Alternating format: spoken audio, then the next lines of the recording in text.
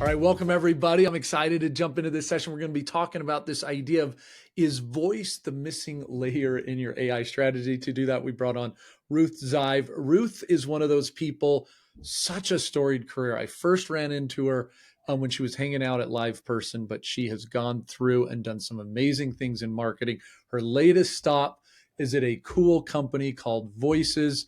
I'm excited to hear more about that. But Ruth, thanks for joining, and how are you? I'm great, Gabe. It's great to be here with you. I'm excited to have this conversation. And yeah, this feels a little bit like a full circle moment. So, Yeah, I can't wait. You bring so much to the table as far as kind of your storied career, but tell us just a little bit about some of the cool things in your past, and then touch on voices. Why the change, and what is it? sure. Well, I've been working in AI companies, B2B enterprise SaaS, AI focused companies for almost a decade now. And as you mentioned, I was at Live Person before this. I joined Voices about 6 months ago. What really appealed to me is that Voices has a 20-year legacy of helping big brands find their voices for more traditional voiceover use cases. But in Yeah. the last few years, they've been leaning into an AI point of view Mm. and helping companies to find their voices for AI use cases. Mm. And they're doing it in a way that's extremely ethical, that's considerate of talent interests, but is also helping brands to revisit and reimagine how voice can be a critical element of their brand identity. And I think that's a really interesting place to sit in this very noisy, confused AI landscape. And so for me, that was the big draw. I love it. Yeah, look, it's the we'll touch on that a little bit more, but with everybody kind of not having as much of a moat or the differentiators being different, I do think you're onto something, that maybe there will be a brand voice that will need to be needed. So, well, let's dive in. I want to back you up and go big picture for just a minute. Because yeah, to your point, stops at other companies that involved AI. I think you've been at companies who have been in AI, and you've obviously marketed, a company who is AI, and so a very unique perspective. Big picture thoughts on the AI. You've said that AI isn't necessarily a strategy; it's a tool. As CMO of Voices, how do you see AI changing the strategy for like modern marketing teams at the moment?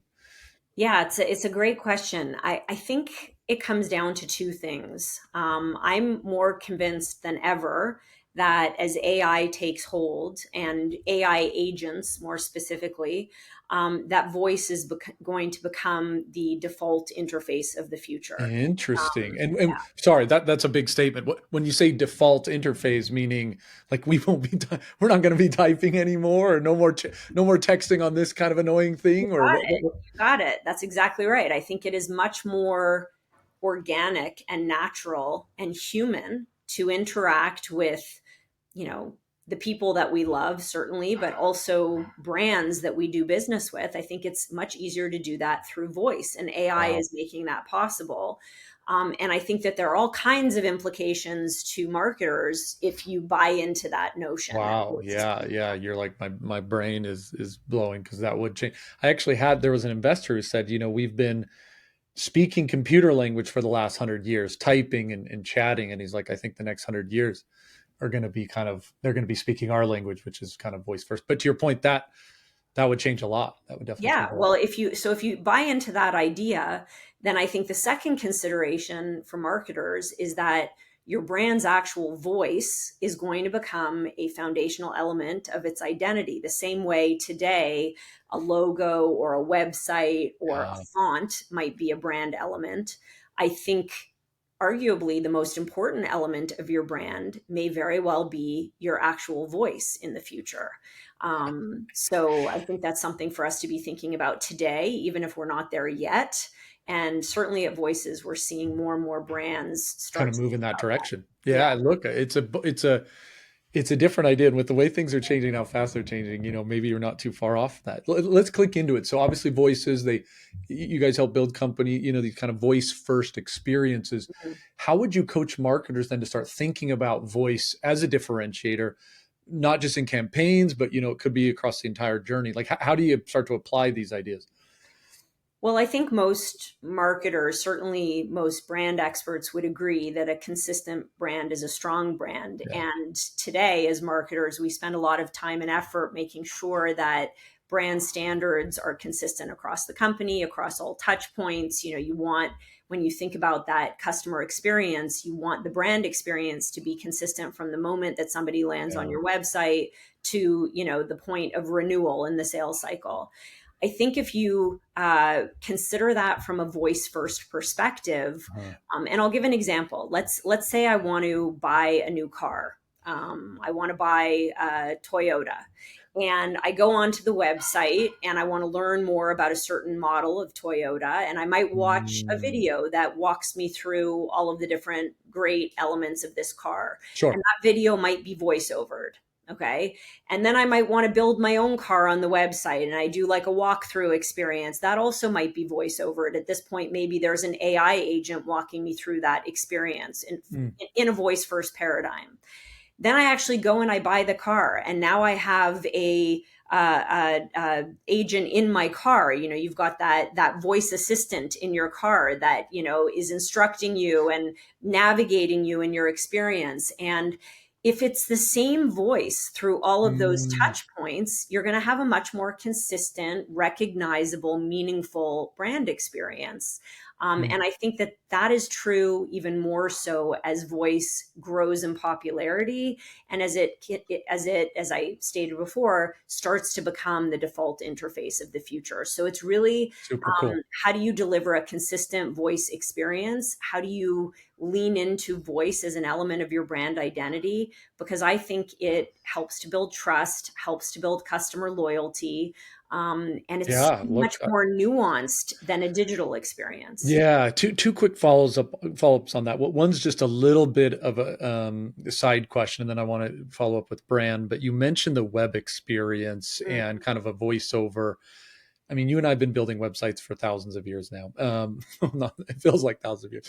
Um, Obviously, yeah, you have some voiceover videos and you have a chat bot, etc. Are you seeing already? Do you think that'll come sooner rather than later, like just a voice experience on that site? Get rid of that chat bot and allow me to. What a cool idea you mentioned! Like if I was actually watching a video and to just be like, "Wait, stop," or I have a question about that. Like, could I dive into that? And all of a sudden, we're engaging. Are we very far from that experience, or do you think the chatbot is just too ingrained and we'll always just have people kind of tick tick tick? Well, think about it. I actually think websites a decade from now won't exist in the way that they exist today. I think Mm, a lot, and I don't know if this has been your experience, Gabe, but like we see increasingly, every company I've been at, increasingly we're getting more traffic through mobile than mm. through the web. And it's not a desktop experience, it's a mobile experience. Yeah, that's right. That's B2C right. brands certainly all have apps. We all interact on our phones with our banks. When did you Yeah, last go on the website to interact with your bank?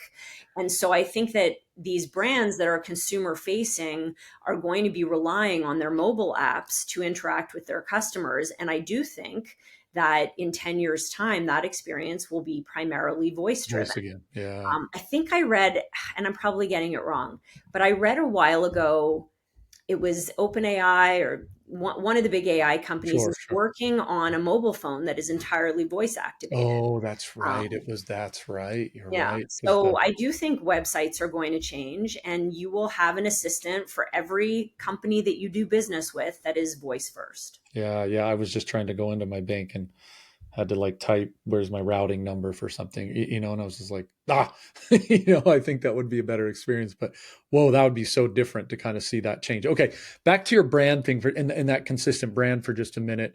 One of the things I think people are not really attuned to yet is like a voice brand. Now, there's a Mm, couple that are out there, like Siri is one of those recognizable. It's just you hear it and you're like that's certainly Siri. And you talked about this consistent voice. Maybe it was on the video on the website, but also even if I go into my car, it might be the same thing. How do people that's just kind of a new idea, I think, for a lot of people. Is that something? I mean, obviously, I think voices plays in this realm, but a lot of people are starting to think about voice, but they're just getting a generic voice, I guess, from right. AI company XYZ. And there are ways to get like a branded one, but I'm like a brand. How would I even get a branded one? That's where you guys fit in. But fake AI name voices I can get anywhere. You guys get branded. Is that kind of the idea I'm hearing?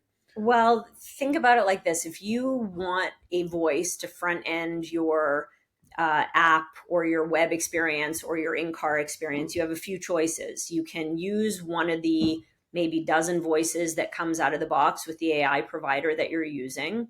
You mentioned Siri, Yeah. Amazon, Google, they would all have sort of out of the box options for you. But of course, it's likely that there are hundreds of other brands using the same voice. Hmm. Or you could go to a provider of synthetic voices. 11 Labs, I think, is the leader in that regard, and they have a great offering. But that's a synthetic voice that you don't own, you haven't licensed exclusively. You're sort of limited in terms of how it can be trained and fine tuned to your specific use case. You don't Hmm. own it as a brand. There still could be other companies using it. Hmm. Or you might try to go out and source a voice from somebody that you know, somebody that works at your company. You might try to contract and license that voice ethically for your use. There are all kinds of problems and limitations to all three of those Wow. options. Wow. What we do is really the same thing that we've been doing for brands from a voiceover perspective for decades, which is we will take all of the unique brand considerations that you have, whether Hmm. it's language, accent, age, gender, tone, emotion, all of those things. And we will go and find the right professional actor to train the clone of their voice for Wow. your use case. And then we will also make sure that you have all of the right licensing and usage terms that you need to Wow. own that brand Yeah. for the longer term, because this very well could become a critical element of your brand identity. So, yeah, that's exactly what we do. We think about it Hmm. from a brand perspective. Yeah, yeah, you hit on a couple of those things, and maybe just it's a little bit of a double click, but words like licensing and security and making sure you kind of have the ownership and the rights of it. As I'm thinking with the rise of like this biometric data and voice data, where does ethical marketing, I could go to an employee maybe and use their voice, but where does that ethical marketing come into play, and how do brands balance that innovation with trust and transparency? This seems like there's a little more to it than I thought. I Yeah, think well, originally. this is fraught. I mean, you only have to do a Google search to know that brands are being dinged all over the place for using voices that they haven't necessarily licensed fairly and ethically. Wow. AI generally, brings to the surface a lot of concern around ethics. Hmm. Um, how has this model been trained? Was the data used to train this model ethically sourced? It's complicated, and I think you don't want to compromise your reputation or your brand equity by using a voice that hasn't been appropriately licensed. And Yeah. there's a human being on the other side of that voice, even if it's a synthetic voice, by the way, because Is that that right? clone will have been trained from data that you don't necessarily know where that data came from. And I think as marketers, we represent the brand, and we want to make sure that we are putting our best foot forward in that regard, that we're not doing anything that is going to compromise the interests of our reputation and our brand. And we want to have the confidence of knowing that the voice that we are using is ours to use. It could get pulled off the shelf, so to speak, if you haven't licensed it properly, or if you don't Yeah. have the ownership that you want Wow. over Yeah, a that's cool. period of time. Super interesting. I think that's important to highlight because it feels like we're at the beginning of that. You probably know more examples than I do, but it feels like that type of stuff is coming as people are just kind of a little bit unorganized at the moment of how they're using voices. For sure. How do you, and maybe this goes beyond what voices does, but I love the concept of the consistent brand. So now I have a voice that kind of does that. But then the next step is, obviously finding different ways to plug it into different parts of the customer journey.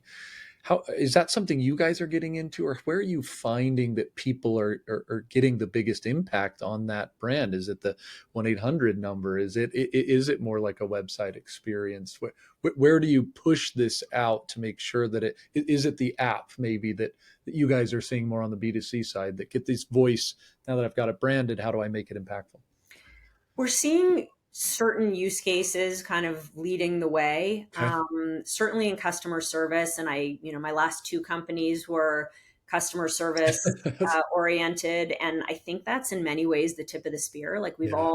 we've all had that awful IVR experience. That's like push one for this, push two for that. Stop. Stop. It's almost like a four-letter word. I hate those. Totally. And then you also, we've also all experienced actual human being customer service reps reading off of scripts like Yeah. robots. Yeah. And so I think that the appetite for voice led automation inside of customer service is very real. And brands are realizing, efficiency gains and returns on their investment in voice AI. So I think there's a Mm, real opportunity there. mm, We're also seeing, we work a lot with brand agencies that spend a lot of money on traditional voiceover. We did research about 6 months ago inside of that world, whether or not there's an appetite to embrace voice AI.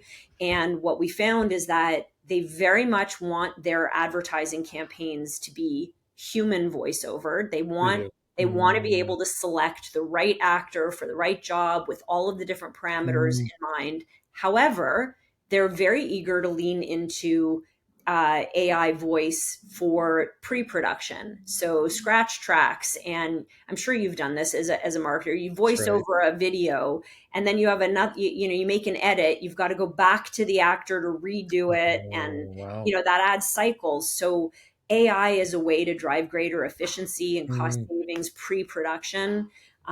So that's a very low-hanging fruit use case. We're seeing a growing appetite inside of e-learning, gaming for sure, where there's so much investment in like character development. yeah, They it's don't good. want just Yeah. any voice to Mm, voice over the character in their game. They want to choose the right voice. So cool. those are some of the opportunities that I think are ripest right now. But honestly, every few months we see something new, Something else and pop up. it's moving fast. Yeah, look, I think that is, yeah, there's going to be a balance, because to your point, there are certain commercials, for example, where it's like, yeah, we want maybe this human or a very specific type Right, voiceover, but then there's places for AI voice. And that's kind of what we're seeing everywhere, even in customer service, right? It's like for there are sure. mundane tasks that I think AI can take, but there's place for the human, there's place for the agent. So it's about finding that balance. Super duper interesting. I love the concept. I think that your point on moving to a voice first kind of interface is so valid and something that we're probably not as ready for. While we've got you, Ruth, I want to also get a couple of your thoughts just on running marketing organizations in Mm. this kind of AI-led world. And I know Voices fits a little bit into that, but you've led some of these marketing teams at multiple high growth companies. As you take a step back, what lessons have you learned about building GTM engines and then creativity, velocity, cross-functional alignment? Like, how do you survive in this, AI first world as a marketing leader? Yeah, that's a good question. I think every company is a little bit different for sure. Um, but a few lessons that I think I've carried through. The first is, and if anyone from my team is listening, they'll be nodding their head. I think focus is so important. Yeah. And I always say to my team, I want you to make fewer, bigger bets. So let's, Mm, not be distracted by stuff that isn't particularly meaningful. Let's take big swings, but let's do it, in fewer instances. So that would be one. The second is that marketing is very much art and science, and you want to build a team and a go to market motion that is considerate of both of those things. So, I always have that in mind as I'm building my strategy. Some things are easier to measure and forecast, some things are not, and you need to be doing both.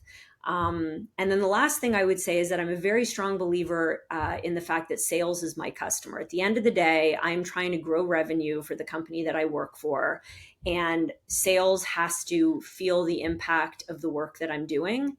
However, I don't want marketing to be order takers for sales. We are the experts. mm, We need to have a strong point of view about what works in market.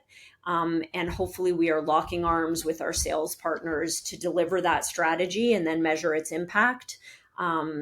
but we have to be working, hand in hand with sales to that Yeah, end. I love it. I love it. Look, the focus thing, it feels like there's going to be so many more distractions. It feels like there already are. You got to, I think, double down Always. on that. I love that advice. As we kind of wrap here, what do you feel like, would you pass to the next group here? It's like, how do you feel like AI will shape marketing orgs? What roles or skills do you believe will become maybe a little less mission critical, potentially in this voice first world, as you talk about, or maybe a little more AI assisted? How does marketing continue to change here?